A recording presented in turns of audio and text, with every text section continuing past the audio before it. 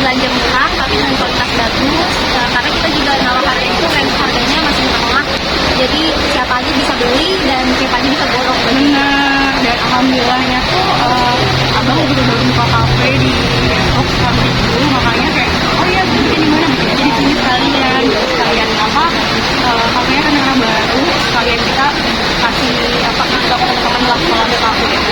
Persiapannya sendiri tuh sejak kapan sih, dan sortir barang tuh pastinya banyak banget kan, apa aja gitu yang Persiapannya sebulan ya? Persiapannya nggak nyampe sebulan, tapi untuk sortir barang itu sortirnya masing-masing sesuai baju-baju masing-masing gitu. Jadi nanti bajunya itu dibawa ke sini setelah disortir, baru dikumpulin sama panitia, baru digabungin di sini dijual. Jadi ini dijual itu random, nggak cuma ada baju Dinda doang, jadi kita campur gitu. Kalau dari Dinda sendiri tuh apa aja prelovnya? Banyak, ada dari brand-brand besar juga, ada dari Mito, ada dari Pull&Bear, ada dari Cotton On, bahkan ada dari Zara juga yang memang kita lagi murah-murahin. Jadi benar-benar disiapin semuanya biar yaudah kita jual-jual aja biar bisa. Selain baju mungkin ada Sepatu juga, ada baju-baju yang baru pun juga ada di sini. Terus ada juga make up, skincare, terus banyak banget yang bisa kita kurangin aja sih di rumah teman-teman. Tadi itu kalau untuk budget Kalau kisaran harga kita tuh start dari ada yang 10 ribuan, 30 ribuan, 50 ribuan sampai ke atas. Bahkan kayak paling murah cuma 500-an kayaknya ya. Ya nggak ada yang dia ada itu. Kalau baju nggak ada yang di atas 500 ribu. Paling pun kalau ada yang 500 ribu itu benar-benar yang dari desainer, yang memang yang harganya middle up, terus kita jualnya 500-an, nyampe 500. dan itu kalau untuk budget sendiri kalau bocor paling banyak nih. Nah, itu udah dari kapan tahun sih maksudnya akhirnya kalau dibutuhkan buat sekarang nih. Aku tuh nyiapin lebih udah kayak dari pas pertama kali bakal di pre-love, aku langsung bongkar lemari kan, karena memang harus diperhatiin satu persatu. Jadi aku misalkan udah pakai satu baju nih, terus menurut aku punya yang warna yang sama, modelnya juga mirip-mirip, jadi langsung aku pre-love-in aja gitu, karena biar toh yang dipakai juga modelnya sama juga kan, jadi aku cuma ambil satu aja emang buat aku simpen gitu. Jadi bener-bener aku siapin udah dari kurang lebih kayak 2-3 minggu yang lalu sih aku sama Revi. Jadi bener-bener ini yang kita semangat, kita mau ngeluarin baju, dan kebetulan memang momennya pas aku sama Re lagi sama-sama di rumah untuk lihat-lihatin baju sengaja khusus untuk pre-love kali ini. Kalau dari Kadina total ada berapa item? Apa ya? berapa kontainer mungkin? 800-an baju, itu baju ya, belum yang baju-baju baru, belum ada sepatu-sepatu yang baru, baju Ray juga banyak banget.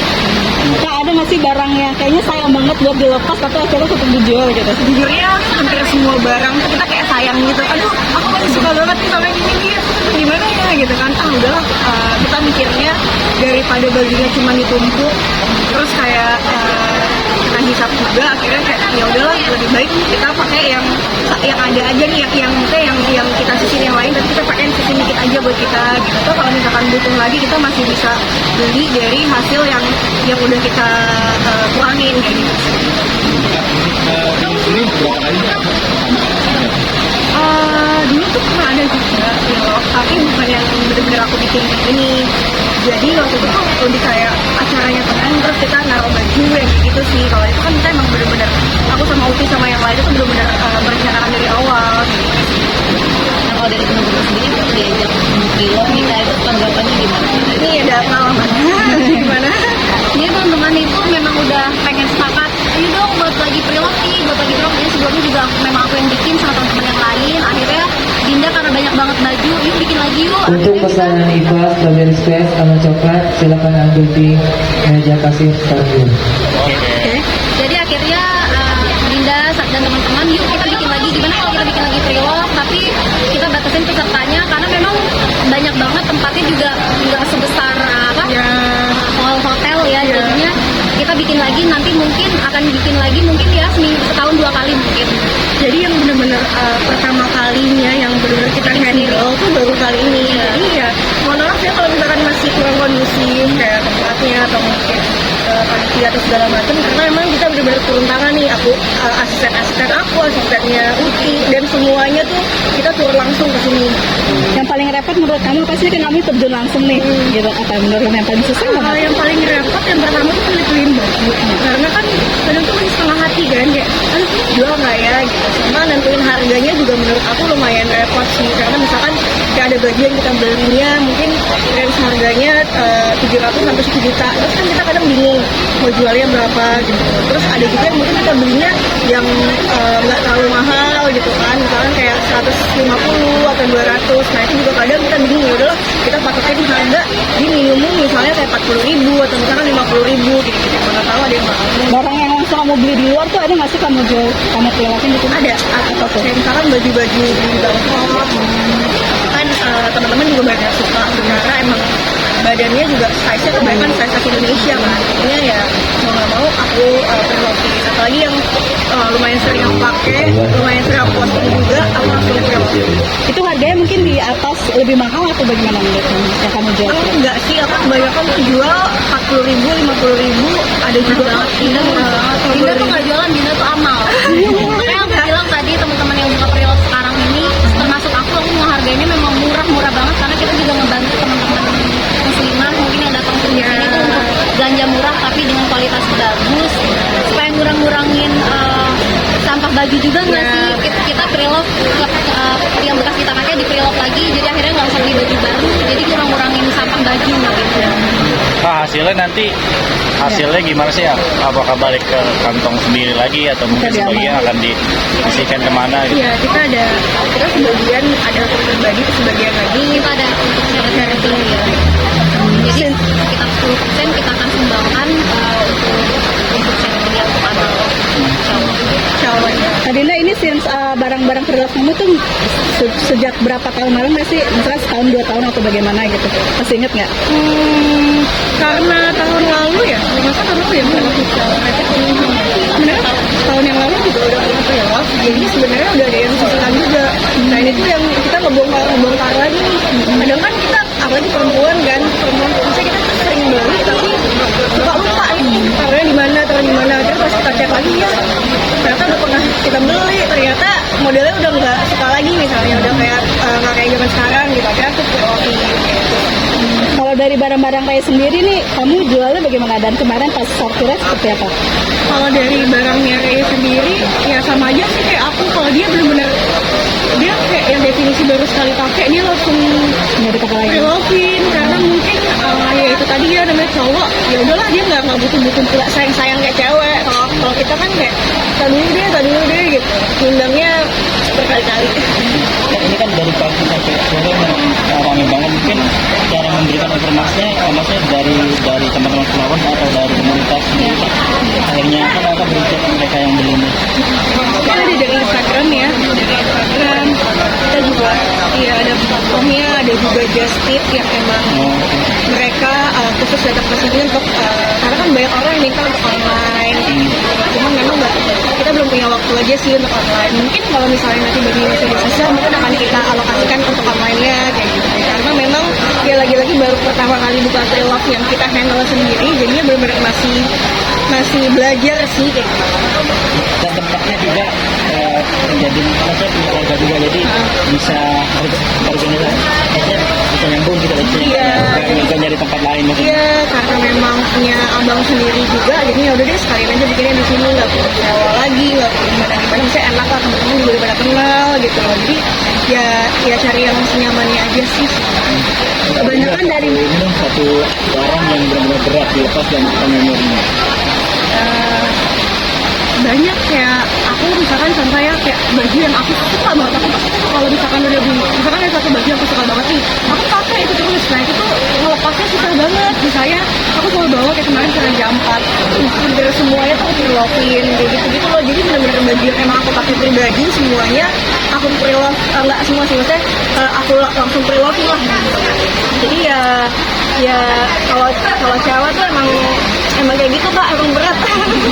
Cuman ya karena omongan-omongan dari Ray, terus kayak diskusi bareng sama teman-teman juga kayak udahlah ntar juga misalnya ini beli lagi, yang penting nggak penuh lemarinya, kayak gitu-gitu sih prinsipnya, kayak gitu aja. Ntar kalau misalkan ini habis ini kita belanja lagi deh, kayak gitu-gitu, jadinya yaudah deh, iya kita lakuin.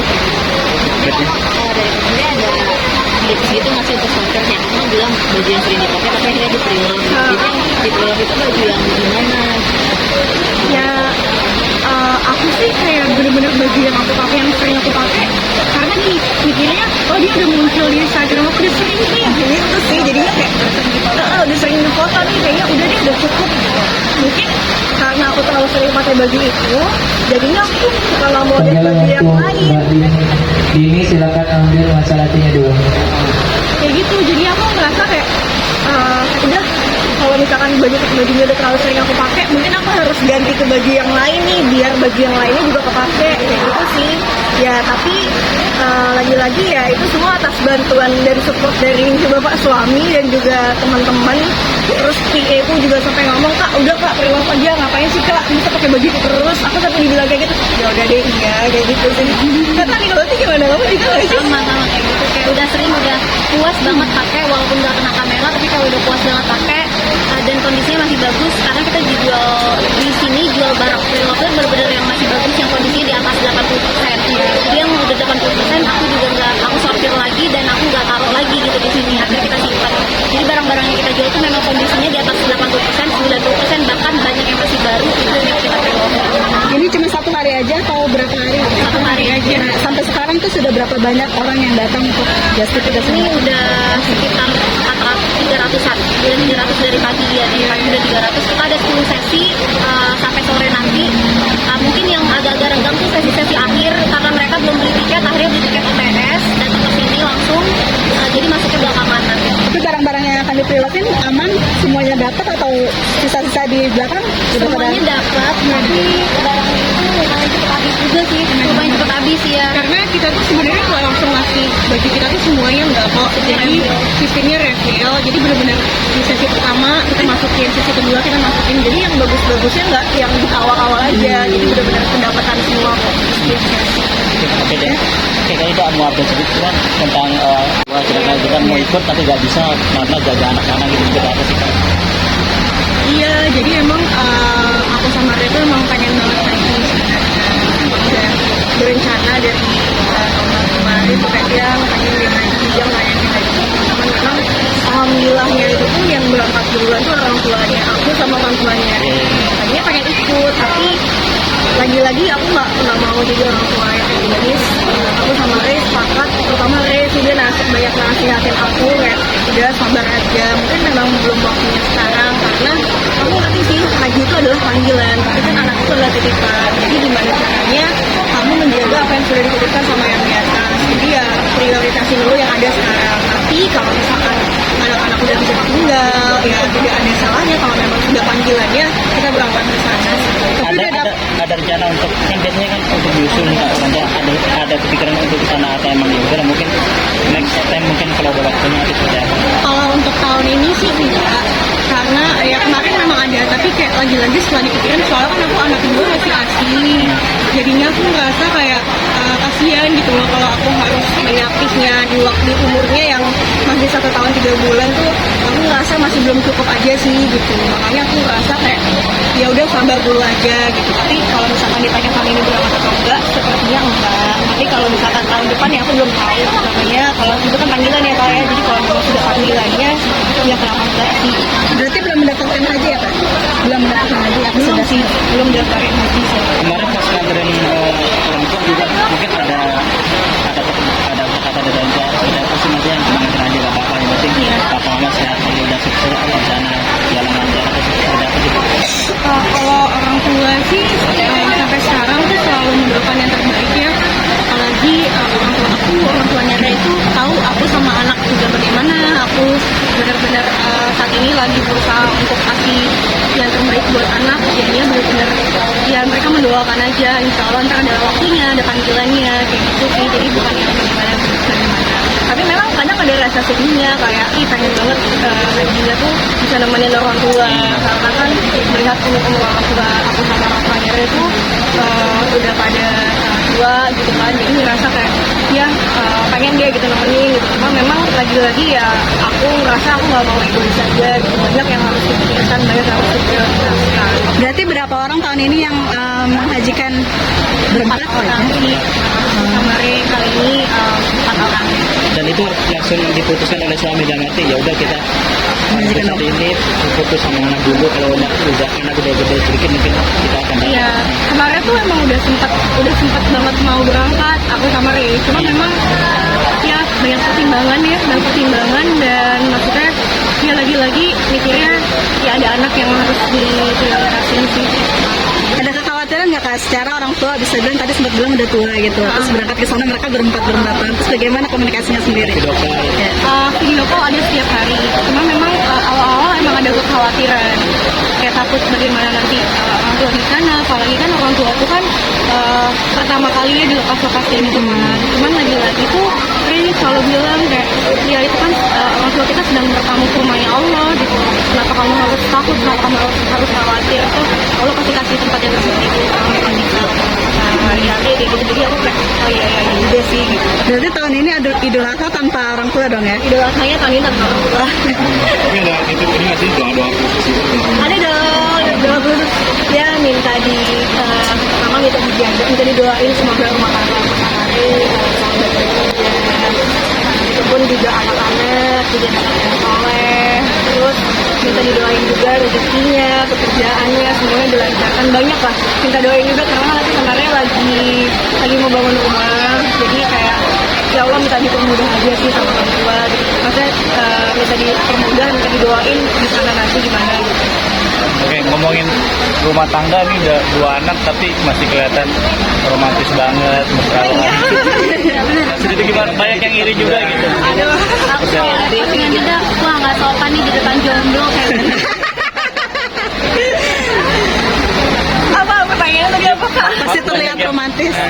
Banyak yang iri juga gitu sama kalian. Sebenarnya aku sama Re itu emang apa ya, kita tuh berusaha aja sih. Aku sama Re itu sama-sama saling berusaha untuk gimana caranya tuh rumah tangga kita berdua tuh nggak bosen. Terus apa ya, pengen up dari akunya, begitu pun dari Re-nya tuh kita emang yuk kita cari cara supaya pasangan kita tuh senang. Maksudnya ya kita berusaha aja supaya rumah tangga kita selalu kayak dulu lah, selalu kayak awal-awal menikah sih. Kita berusaha untuk itu. Jadi ya cara-caranya ya dilakukannya seperti itu. Jadi karena dianggap kayak udah punya anak, jadi pokoknya kayak oh ya aku masih muda kok gitu, aku masih pacaran tuh sama suamiku kayak gitu. Jadi ya sedang berusaha aja, karena kan ya namanya rumah tangga itu kan nggak mungkin nggak ada kerikil kan, pasti ada kerikilnya, pasti ada berantemnya, dan itu adalah hal yang wajar di dalam rumah tangga. Tapi gimana cara aku sama Ren menyikapi itu, makanya